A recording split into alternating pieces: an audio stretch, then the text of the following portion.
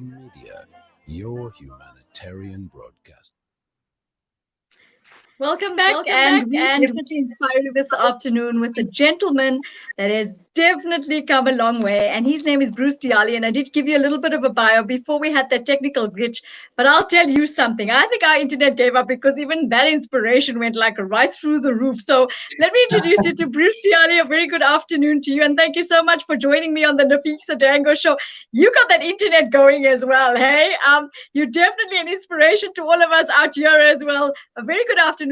It's such a pleasure having you on my show. Oh, thank you very much. Thank you very much, Nafeesa. It is a great pleasure to be, interviewed by yourself and invited to your show. Yeah, and we're always looking at inspirational people like yourselves to be able to entice others to, follow in your footsteps, and of course, get encouraged to their passions and to find their passions and tap into their talents, and of course move forward and overcome those hurdles. But you've definitely done that in many directions. Now talk to us. I know you started off with 10 rands a day. Talk us through this journey. I think it's a phenomenal journey that you've had, and where you are today, I think is definitely something we need to really commend you for. Oh, thank you very much for that. The issue with the 10 Rand a day, if you actually think about it, it's about 50 Rand a week and 250 Rand a month. So it's just about 100 Rand less than what the government is instigating for people who are living under poverty right now. So it wasn't really that much of a bad deal, because if you think about it, people now are living off something like that in the current lockdown situation. So what happened is that when I told my parents that I'm deciding to go and start my own company, are you still there? Yes, I am. I'm listening to you. Okay, I lost you there, so I thought maybe I'm speaking to myself. Okay. I think I'm so enticed by your story that I'm paying serious attention, and I want our listeners not to lose out a bit on this. Okay. Oh, I'm sorry. Okay, no problem. So when I told my parents, after they, took me to school, and I got an internship where I was working I worked for about 5 months, and I could tell that, this is not for me. I really want to do more and be more out there. And I just felt like I was not achieving that where I was. So when I told them that I'm deciding to quit an internship, under the circumstances where jobs are so scarce to get, they were of course, very disappointed. And they told me that, look, if you're going to be on your own, you're not going to come back to us and tell us you need money, because then it would be a situation where they're kind of spoiling me. So they decided to, wash their hands off. And I understood where they came from. So I decided to go and be on my own. And that meant that I could not go to them for anything, except under very harsh circumstances where there is really nothing I can do. So I realized that my mom was just a bit soft, where she should just, maybe sometimes give me 200 Rand just to buy, things to brush my teeth, some sanitization. Your daily necessities, should we say? Yes. Just to get by. Yes. So that's the money that I had to use to stretch myself, throughout the month. Sometimes I'll just come up with some story that, I just need 100 Rand to sort something out. But it was always within the range of about 100 Rand, 200 Rand. So it always amounted to around 10 Rand on a daily basis, which myself and my partner would just used to get something to eat. We'd just eat once a day, basically. And it was really, really difficult. It was really difficult. Because now we were together in this whole process, staying together, and we knew that, in a day we'd just have a meal in the evening and would sleep. The place where we were staying had no electricity. It was in the dark, no access to water, but we had a vision. And I knew that one day things will be the way I expect them to be. And that is what kept us alive, and that is what kept us going. The fact that I knew for a fact that if I put all the efforts that I have into this vision of really being an inspiration in the agricultural sector and creating jobs and changing the lives of people in the rural areas, it would be possible. And I did not really have to do that on a full stomach. As long as if I was able to survive and not die from hunger, that was good enough. because I knew in my heart there was nothing that was going to stop me working towards what I want to achieve. Bruce, was it always this passion for you and agriculture and wanting to give back in some way? Yes, of course, it has always been. Look, I've got two passions. I love agriculture and I love money. So I'm not a non-profit organization, my company is a consulting company that generates revenue and income from what we do, and we found ways to make a sustainable means of doing that. A lot of people find it very difficult to understand how we make income, because we work with rural-based farmers only, so they can't afford the kind of trainings and mentorships that we provide. But we were able to find a model that made sure that we're able to provide that support to them through existing institutions, NGOs, government entities, and so on. But that passion I've had it from high school. I mean, I went to an agricultural high school even. So even there, I knew I wanted to study agriculture and soil science. I just didn't know how exactly I was going to monetize the concept, but I knew that is the space that I wanted to be in. And my father is an agricultural scientist. He worked at the Department of Agriculture for quite some time. And so it was all I knew. At my house, we've got every fruit tree that you can think of. I've got every single tree, even grapefruits, even macadamia nuts. So I was, around a lot of agriculture related activities, and I knew that that's a space that I wanted to go into. Talk to us a little bit about Brucol. I mean, it's taken you a while to actually reach where you are. Of course, as you said, there were lots of challenges along the way, but I think with lots of perseverance and endurance, you can always attain your goal and achieve your ambitions. And I think you're one of those role models for people that are looking to do that. I think a lot of the time what happens is when people come across these challenges and these very, serious difficulties, the perseverance level obviously gets less. And sometimes, they don't even realize that they're almost at their goal and they just give up. Exactly. It's I think one thing that is very important that we have to understand as the youth of today, and not only a youth, but as a people, is that there is nothing, everything takes time. You really have to be patient and you really have to understand where you're going. And there's a phrase which I learned from who's this? Now I forgot his name. Bill Gates. Bill Gates says, we always overestimate what we can do in 1 year and underestimate what we can do in 10 years. So that is so true. What I started to do is I stopped thinking about what I can do in a year, and I focused everything that I thought when I came up with the concept of Brucol. I saw it on a 10-year scale. That's why the name of the company is Brucol Global Development, because I saw it already on a global level. So even today, it's not yet at a global level, but it's on its way there. So to tell you what we do is that we provide support services to farmers in the rural areas. So what we do is we realize that farmers in the rural areas don't have access to finance, access to markets, access to information.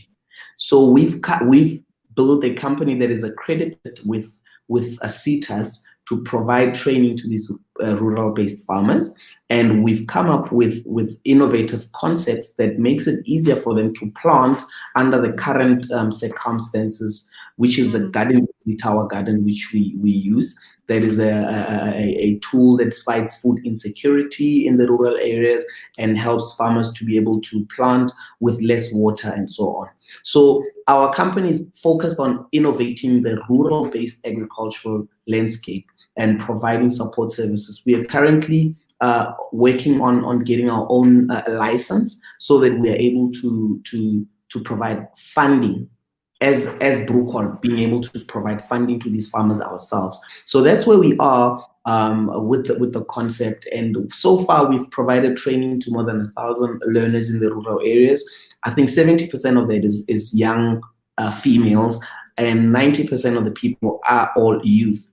And we've also provided more than 10,000 households in Limpopo and in Mpumalanga with food secure tower gardens through assistance of local departments of agriculture, of course. So we are moving further and further and further deeper into the rural areas, trying to find solutions that are perfect for the rural-based farmers. Make sure that these people have access to what they need. Once we have our license, we will be able to go to different investors. Let's say, for example, there's a person who has 20 million rand and they'd like to use it in a way that is beneficial to rural, to development in South Africa. Then we are able to partner with that person and provide short-term loans to these farmers in the rural areas and support to make sure that they supply the right markets, they make the right margins, and they grow as farmers to become sustainable commercial farmers. That way, we can create more jobs. So the work that we are doing so far is only 30% of what we're really supposed to be doing. Yeah, but I think it's a phenomenal concept, because what's happening is you're not just creating that sustainability, but you're also empowering people at the same time. And I think, as you were saying, education in the agricultural field is as important as in any other field as such. But I think what has happened now is you've reached out to people and you've actually taught them to actually make the best of the situation that they're in as far as agriculture is concerned, because now they're getting best benefit out of it than what they would have before. So I think you've given them some form of direction as well. Yes, and a lot of hope, because yeah, most definitely, because if you look at the rural areas, I mean, it's very difficult as far as sustainability is concerned. There's many, I think most of them are impoverished there in the areas. So what's happening is you empowering them in many directions, Bruce. It's not just with one aspect as such. So I think they go out in a holistic way, and they of course self-sustain themselves, but they learn to also of course sustain a little model of a business that they can move forward. Yes. So it's exactly what we're trying to do. I think you understand the model very well, because we're trying to, it is not possible for a rural-based farmer to operate like how the farmers, commercial farmers of color are currently operating. Because first of all, they do not fit into the market structures. Second of all, they do not fit into the financial structures. So it is going to be very difficult for these current banks and institutions to accept them the way they are. So what we are trying to do is to create means that resonates with how they operate. When we provide someone with support, we provide them with support based on the way we understand them to operate rather than the way we expect them to operate. If a person cannot speak English, cannot read, and cannot write, but is able to farm, are we saying that that person cannot get access to finance or access to markets because they cannot sign a contract? So those are the dynamics of how we are trying to make a difference. We are trying to speak to the people in a way that they can understand. And there are a lot of investors and a lot of people who have access to finance and markets who are trying to reach to these products that these people are producing. But they are unable to do so because the channel that they are using to get to them is not resonating with these people where they are. That's so true. And you know what? I think people don't understand the importance of bridging that gap, firstly. And of course, how important agriculture is in our country and for us as human beings and citizens of this country as well. I think people take that very lightly. But our food and everything else that sustains us actually comes out of agriculture. So I think that should be one of the most important things that people need to tap into, to say that, this thing needs a lot of attention. And I think I love your idea and your concept, because what you've done with it is you've, I think, realized that these people obviously have nobody to reach out to. There isn't a particular support structure as such, but you've created that support structure. And as you're saying, going to the banks is not an option right now, because I think the most important problem, and I think during this COVID-19 period as well, people have been finding that in order to create awareness, there's that issue with, of course, the language barrier as such. Yes. So I think this has created a grand support structure, and of course, it's of course changing, should we say, the element of agriculture within South Africa itself by tapping into, you know, the rural areas, and of course empowering those people and moving them forward, where in turn the entire country is also going to be impacted, should we say, in a positive way. Mm-hmm. Exactly. That is exactly the point. That is, and once we are able to do that, you will see how easy it will become for us to create jobs. And you will see how easy it will become for us to improve the economy of the country. Because now there are so many people that are sitting in the rural areas and they can work from those rural areas, but they are forced to move closer to the city or move into the city. The cost of living is high there. Everything is expensive, and the money that they make that does not cover all their costs and also cover them to be able to go back home and do what they have to do. So then what do they end up doing? They end up entering into criminal activities. Because now if I'm staying in town and there's nothing I can do and I'm not getting any job, I'm not getting anything, then I must find a way to sustain myself where I am, because going back home is not an option. There's not even access to internet back at home. But now imagine if back where they are going, there is an existing industry and an economy that is operating and running. Then that way these people don't have to come to town. They build the economy there, and that way that you have these small economies that exist in most of these rural areas. And next thing you know, South African economy is booming. That is exactly how China changed their landscape. You know, they did not build big structures in the cities. They went back into the coastal provinces and went back and allowed the people down there to find ways to operate. You know, and that's why China is if you go there, you know, you'll find next door to a factory there is a doctor's office, and on the other side there's just a different kind of business, because those people were allowed to do business the way they know how to, and that helped the economy to grow the way the Chinese people understood how to build an economy. So that's the kind of model that we're trying to adopt. Yeah, no, I understand your concept, because I mean, of course, people in the rural area, the best thing that they do is they're best at agriculture, because it's something they do every single day of their lives. Exactly. Exactly. What does this mean for you? I mean, you know, for us, it's so phenomenal to be able to speak to somebody that's so selfless, that's taken this model. Firstly, you started off like way down there, built yourself up, and you've then taken this model of yours and you're incorporating it into helping others actually, you know, lift themselves up as such. What does this mean for you?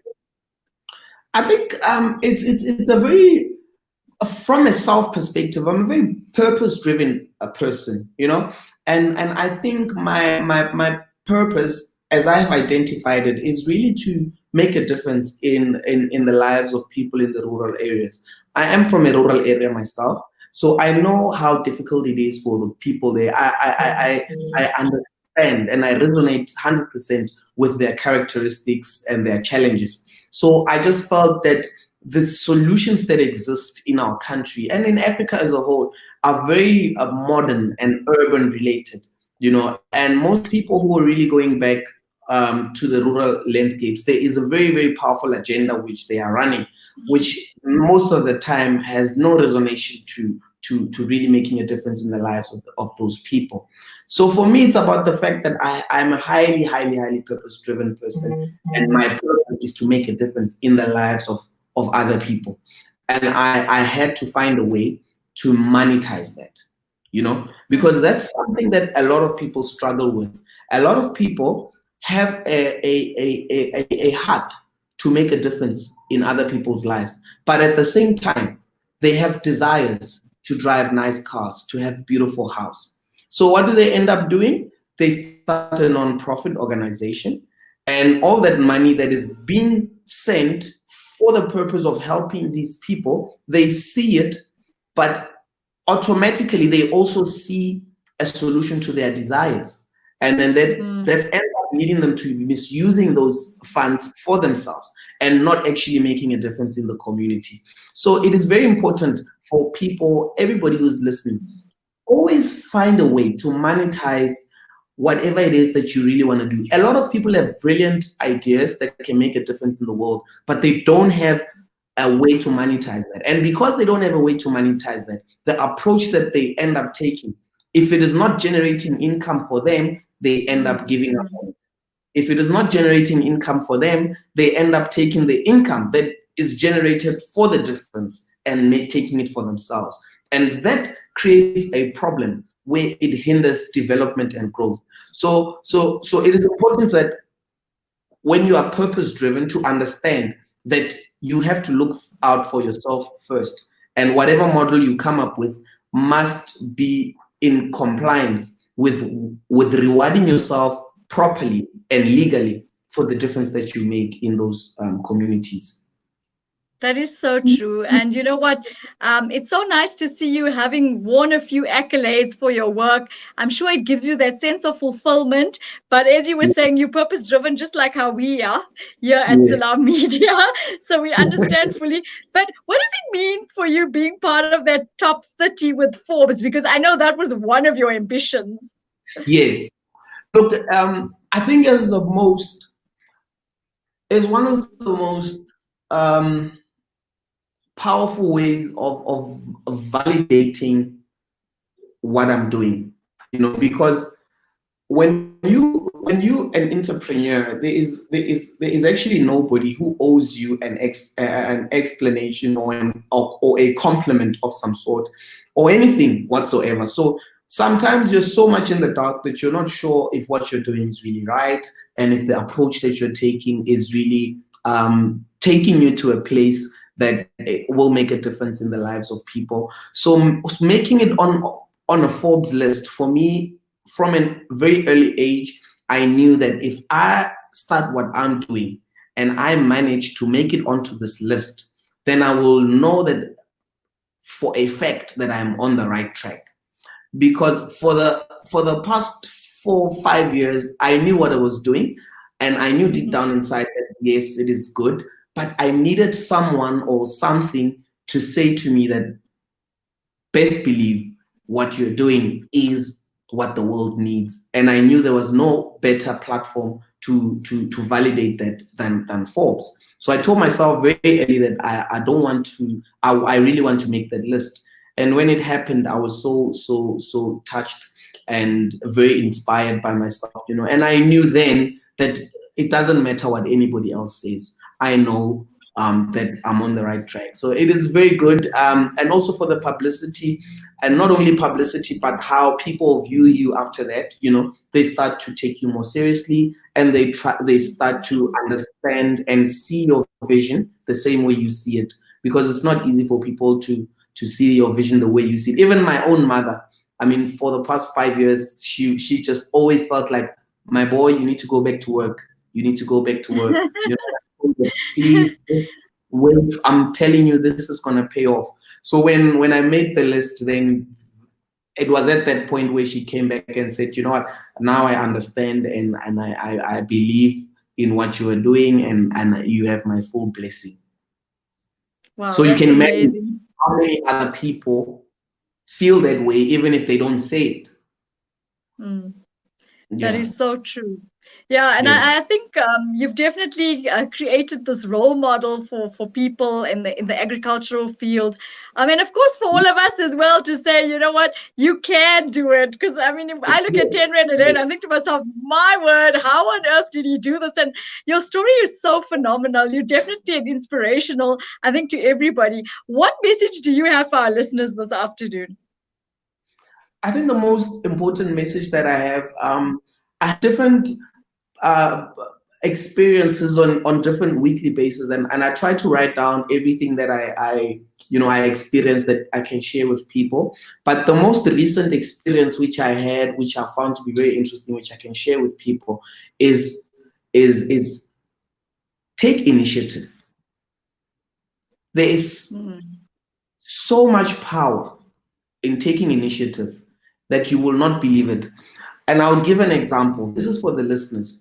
Whatever it is that you want to do, whatever it is that you desire, whatever it is that you believe that you want to achieve, there is no way it can happen. They can tell you be fearless, believe in yourself, pray. They can tell you a lot of things, which are all correct,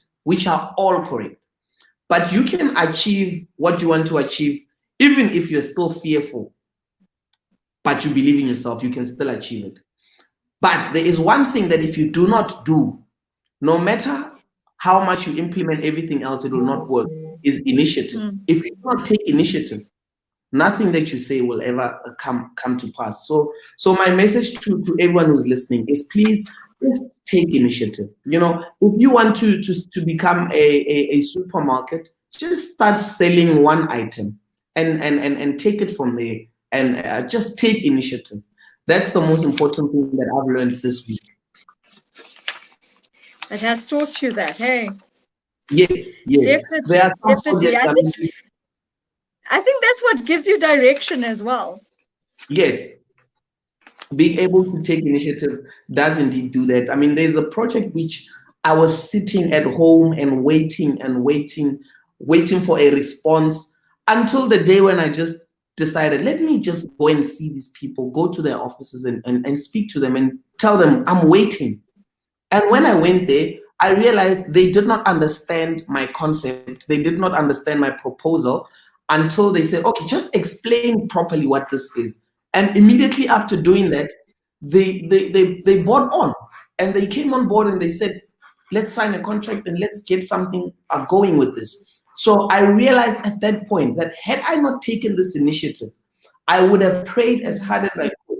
But this document would be sitting on their desk until the day when I decide to come here and explain to them what exactly it is I'm trying to achieve. So that's just one of the ways that has taught me that this idea of taking initiative is very powerful. That is so true. But I want to dedicate a monologue. We always start off with a monologue every single day on our show, and we entice people to get out of their ruts that way. But for you, I think it's a Nelson Mandela one that definitely stood out for me. And it says, it is in your hands to create a better world for all who live in it. And you've definitely done that through your agricultural sphere. So we want to definitely commend you on that. And we want to thank you so much for joining us this afternoon here on the Nafeesa Dangor Show. And this is what the Nafeesa Dangor Show is all about. It's about inspiring people, motivating people, and creating that positive spirit. So, and you've definitely done that for us this afternoon. Thank you so much. We wish you nothing but, of course, growing from strength to strength and all the success, and keep going, because you've definitely inspired, I think, loads of listeners this afternoon. And we hope to, of course, tap into your journey sometime a bit later to see how much further you've gotten. Thank you so much, Bruce Diale. Thank you so much, ma'am. I really appreciate this, and I think you're a very, very good host. Hey, I really think you're very talented, and please don't give up on yourself. I think you do very good. I've done a lot of interviews on a lot of radio stations and television, but I can tell you this is one of the best interviews I've had. I really like the way you allow people to express themselves. It's not all about answering questions about this and that. So you are really a great talent, and please continue what you're doing. It wouldn't have been possible for me to inspire others if it wasn't for you and your show. So thank you very much. The pleasure was mine, and thank you for inspiring me. I think you've made me realize that I can tap into a lot more than I have already. So thank you for those words of inspiration. It really does mean a lot coming from an inspirational person like yourself, Bruce. So we hope to chat soon. You take care of yourself, and of course, stay safe during this very difficult period. And of course, positive. Yes, take definitely. care. Thank you so much. Thank you, ma'am. Goodbye. Bye-bye. That was Bruce Diale, definitely an inspirational person, enticing us to, of course, just achieve our goals through start off with 10 Rand a day. I think it's phenomenal. He's definitely inspired us this afternoon. So stay with us. We will be back with you in a few minutes.